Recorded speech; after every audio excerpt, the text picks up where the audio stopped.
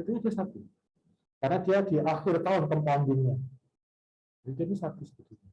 Makanya untuk itu cara kerjanya seperti itu, sehingga supaya ini dia pangkatnya ini nol, supaya n sama dengan nol, gitu. N sama dengan nol. Karena kan kita maunya n biasanya kan keluarnya tahun ke nol ya. Berarti kan pangkatnya harusnya nol. Gitu. Ini harusnya pangkatnya nol. Nah, pangkatnya nol kan berarti satu.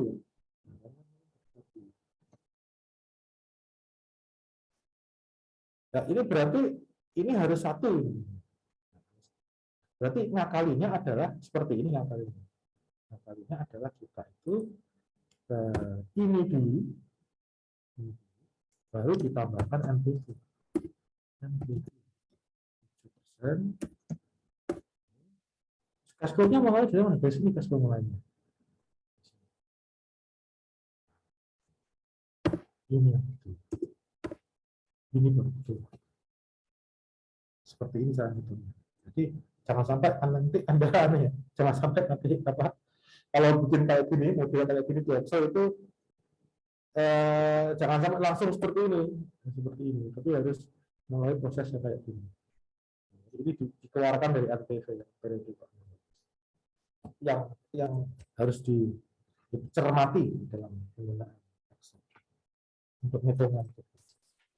Terutama yang melibatkan di sini ada project yang ada apa sih namanya, kalau kemarin ada yang nyebut siapa sih, ongkos ya, keluar ongkos dari tahun ke nol gitu. Saya nggak tahu istilahnya apa. Tapi kita menyebutnya ya kita biaya lah ya, biaya pada tahun ke nol. Outflows apa sih namanya? Capex bukan? Capex kan capital expenditure ya, itu kan biaya modal. Ya ini semuanya capex. Tapi ini kan yang tahun ke nol. Ada istilah lain selain capex itu. Pasti lupa saya istilahnya. Initial outlay, Pak. Initial outlay ya, betul. Initial outlay itu kok saya susah sekali dapat angka itu. Initial outlay. Outlay kan sebenarnya ongkos ini. Ongkos. Berapa sih itu? Mengapa harus ada initial outlay? Karena proyeknya dimulai pada sekarang ini. Saat sekarang ini. Jadi kan proyek apartemen dimulai pada saat sekarang ini. Yes, selesai 4 tahun ke depan. Berarti sekarang ini dia akan keluar ongkos. Karena belum ada apartemennya. Terus bikin dulu apartemennya ini.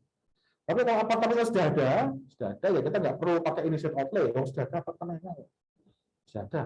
Orang manajemen punya sebagai sang kos. Sudah keluar itu ongkos untuk membuat apartemen, sudah keluar.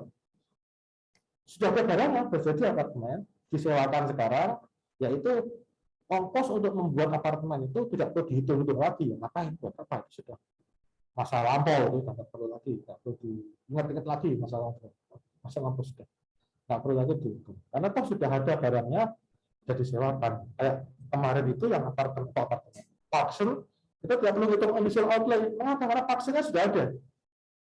Paxsonnya sudah ada dan sudah disewa. Sudah ada orang yang kerja di situ. Jadi initial outlay sudah tidak diperlukan lagi. Karena memang tidak ada lagi initial outlay, kan sudah keluar itu. Nah, itu kita tidak perlu lagi mempertimbangkan initial outlay. Tapi kalau ini yang apartemen ini, yang apa namanya, apartemen Alexandria ini, kita kan belum ada bangunan apartemennya. Itu masih berupa tanah kosong. Yang rencananya mau dibuat apartemen. Nah, itu kan akan keluar initial outlay, keluar ongkos-ongkos awal. Apa aja nih, ini yang pasti. Saya perlu pengurutan, saya perlu perataan, saya perlu apalagi nih. Oh itu apa namanya? Pengukuran, perataan, apa itu? Ya itulah pokoknya pekerjaan tanah. Saya perlu keluar ongkos pekerjaan tanah. Plus termin pertama untuk membuat apartemen. Apartemennya perlu modal dia untuk beli bahan baku, beli modal. Jadi setidaknya ada. Karena memang betul-betul kuat gitu. Kalau kemarin kan Paxson kita tidak kuat duit lagi untuk bangun Paxson. Paxson sudah ada. Kita sewanya aja berapa sih Paxson? Gitu aja sih sebenarnya. Makanya ini yang membedakan antara yang pakai initial outlay dengan yang tidak. Kalau Paxson kan kita tidak perlu yang pakai trik seperti ini, ya apa langsung aja kita 1, 2, 3, 4, 5 sampai 10 tahun. Pak, izin Itu bertanya. kira-kira. Ah, yes, Mas. Oke, Itu Mas. Pak, di 4 tahun pertama itu kan masa konstruksi ya Pak. Kok udah ada penghasilan kotornya gitu Pak? Oh iya, ini kan kadang-kadang developer itu jualan gambar, Mas. Saya waktu beli rumah itu, saya kan beli rumah di yang tadi yang di dekat Pasar Segar itu ketika saya beli rumah itu, saya akad kredit dengan BTN, ya, pakai KPR itu. Ketika saya beli rumah itu masih belum ada rumahnya, Mas. Ketika saya visit lokasi itu masih tanah kosong. Memang sudah diratakan, sudah dipadatkan, sudah jalannya sudah dibikin, sudah ada jalannya, sudah dibuat jalannya. Kalau kaya juga sudah got-gotnya sudah dibangun semuanya, tapi rumahnya belum ada. Masih berupa tanah kapling-kapling itu, masih dikaplingin gitu. Jadi dikaplingin itu rumahnya belum ada. Tapi sudah terjual ini, Mas. Saya sudah beli. Dan ketika saya cek di itunya, saya kan pengennya beli, wah, kalau di daerah sini bisa nggak di pojokan ini? Wah, nggak bisa Pak, pojokannya udah laku. Yang belum laku yang mana nih, Pak? Oh, ini pojokannya belum laku, ini belum laku. Ya udah saya pilih yang ini aja. Sudah laku. Jual gambar. Itu kan nanti dipakai sama developer duitnya untuk bangun. Iya, hasil jualan gambar itu, Mas, sebetulnya. Dan dipakai untuk melihat 25% dari tadi termin pertama tadi, itu hasil jualan gambar itu sebetulnya. Itu, Bos. Makanya dia sudah ada keluar penghasilan. Itu realitanya seperti itu ya.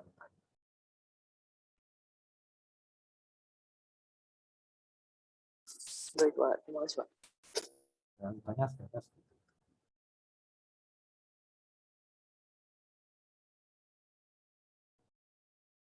Berarti yang ditanyakan?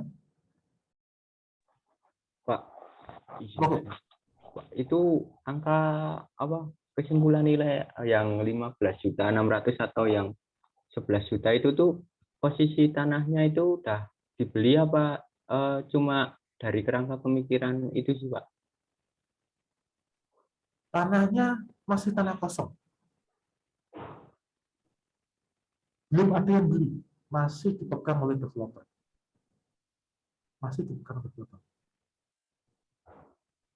Belum dibikin apa-apa. Baru perataan. Berarti, belum ada apa-apa di situ. Oh, berarti tanahnya udah dimiliki gitu ya Pak ya? Iya, udah dimiliki oleh developer, mau dibangun sama dia. Bukan kok tanah warga, terus wah ini kayaknya pas dibangun ini, bukan Mas. Bukan. Jadi udah dibebaskan semua sama developer. Ya. Terus dia tuh udah siap untuk membangun tanah ini, udah siap dibangun dia jadi apartemen sama dia. Itu posisinya.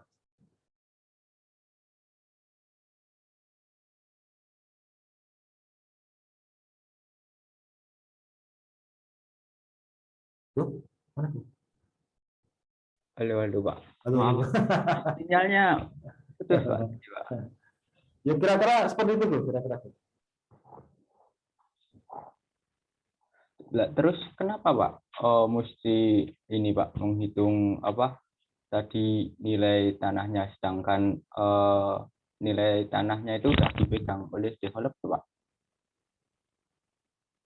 Nah, saya nggak tahu, ada banyak macam alasan developer untuk minta Anda nilai tanah itu.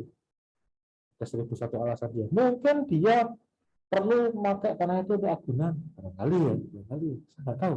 Mungkin dia perlu masukin itu sebagai aset dia dalam laporan keuangan. Saya nggak tahu juga. Mungkin dia diminta oleh pemegang saham untuk karena pemegang saham pengen tahu proyek-proyek dia seperti apa gitu. Ada 1.001 alasan dia minta dilakukan penilaian.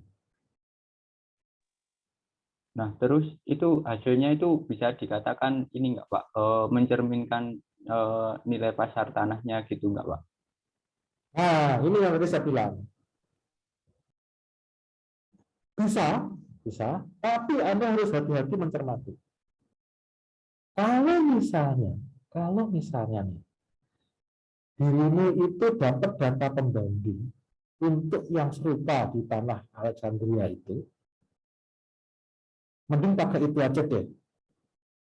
Pakai teknik pendekatan data pasar, kasih penyesuaian sana penyesuaian sini, ketemulah angka. Daripada pakai yang seperti ini, Pak.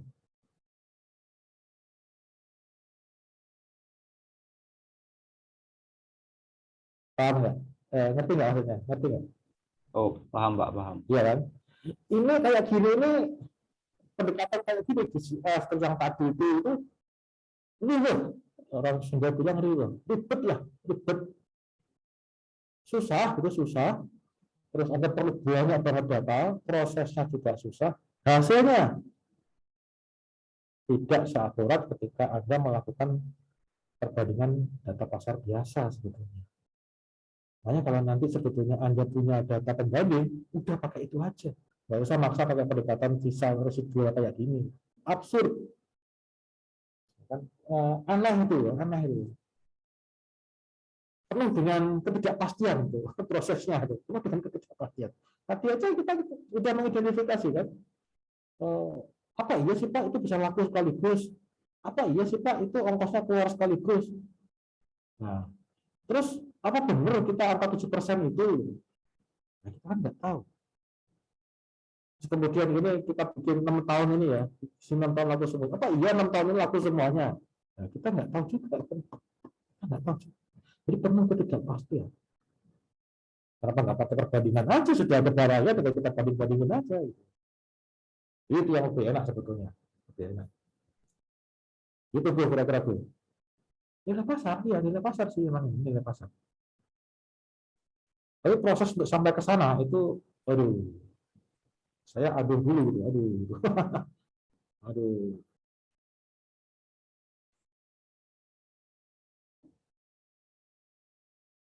Gue, gitu. Iya Pak, iya siap. Nah, kira-kira kayak gitu gue kira-kira. Oke Pak, terima kasih Pak.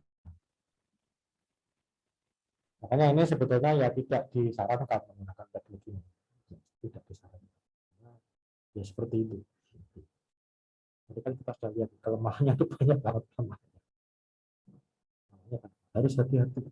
Menginterpretasi angkanya harus hati-hati. Karena kita di sini sebetulnya berpura-pura ada apartemen 800 unit di depan mata kita. Berpura-pura kita. Padahal barangnya itu aja nggak ada gitu. Itu nggak ada barangnya. Kita hanya berilusi kalau ada 800 unit apartemen berdiri di depan mata kita. Berilusi. Padahal realnya sih nggak ada, cuma tanah kosong realnya itu kosong. Tapi kita berpura-pura ya di atas tanah kosong itu ada apartemen. Dan sudah laku dijual. Bukan hanya ada apartemen, itu dalam dijual. Itu kita berpura-pura ada apartemen, terus kemudian kita berpura-pura lagi yang pura-pura tadi adalah realitas. Ribet kan? Jadi tanah kosong kita berpura-pura ada apartemen. Terus kemudian kita menganggap bahwa hasil pura-pura kita itu adalah realitas. Itulah pendekatan residual. Kita membohongi diri sendiri sebenarnya pendekatan residual ini sebetulnya. Karena kita barangnya aja sebenarnya nggak ada. Tapi kita harus hati-hati. Mending kalau ada pendekatan data pasar, kalau datanya ada, jadi pakai itu aja dalam data yang begini. Walaupun hitung-hitungannya sih canggih tapi ya canggih kan, pakai cash flow terus pakai lagi kan kita mengestimasi cap rate, discount rate kan canggih, kita pakai data macam-macam. Kita melihat safety rate-nya berapa, kita melihat risk premium-nya berapa, kita analisis growth-nya berapa, ketemulah dari cap rate kita ketemu discount rate, kemudian kita menganalisis RAB berapa, kita menganalisis biaya berapa, kita bertahapannya seperti apa gitu. Karena keren, tapi keren tidak berarti hasilnya bagus. Kira-kira seperti itu filosofi dari pendekatan residual. Nanti minggu depan yang kita pelajari malah lebih absurd lagi residualnya. Minggu depan kita lihat yang contoh yang lebih absurd, yang lebih tidak masuk akal lagi. Itu seperti apa? Itu kira-kira yang bisa saya sampaikan untuk hari ini. Ada lagi yang mau ditanyakan? Jam berapa sekarang? 1:30.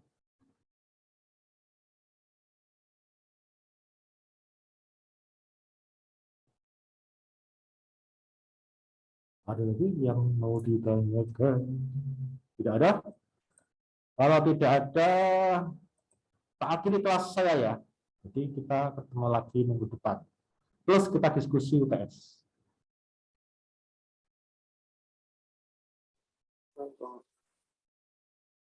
Oke, sip, sip.